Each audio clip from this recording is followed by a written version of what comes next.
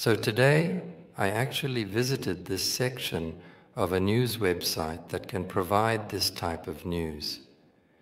Usually, a news website like this is renowned for delivering the most recent news immediately.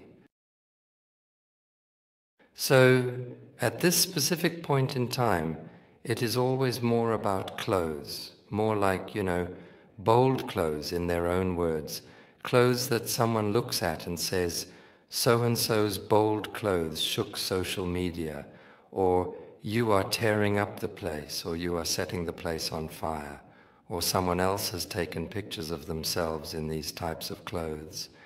And during this particular time frame, other comments are included, many of them heart-wrenching or heart-pounding, and you are firing away and encouraging things like that, saying it is good, like a flower, and getting a lot of interaction.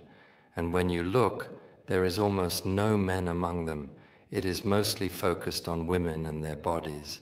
And it is an attention-seeking thing, seeking attention for the purpose of gaining popularity and recognition, attracting the gaze and admiration of others, seeking to make a bold statement and leave a lasting impression, creating a buzz and sparking conversations all around.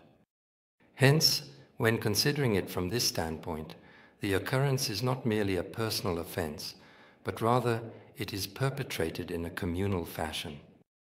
Because consider it, in the context of that day in England, perhaps for the first time when it opened in that showcase, it was something that individuals didn't care about, didn't find a response, couldn't sell, so they simply remained there, maybe for a few days. However, now, as it receives attention, as it receives demand, it brings supply and demand, just like in the economy. As much as something receives interaction, we are in a common process when you look at it not only as the responsibility of the party processing the disclosure, but also as the acceptance or expectation of the party creating demand for this disclosure. So we, the people who click there, the ones who create the interaction there through comments and so on, probably, if you talk to the relevant site, they will say that we see this as a way to keep this audience here in this particular location. If we're a media org, does that mean we're committing all the crimes? We've made efforts for the society, but when we make this kind of news, we've seen that it doesn't receive any response. Did we not turn towards the news that the society expects, which are more beautiful and filled with good deeds? Society demonstrates no interest in news of that kind, but when we do something similar, we see that it creates interaction with a specific audience that predominantly directs to our page.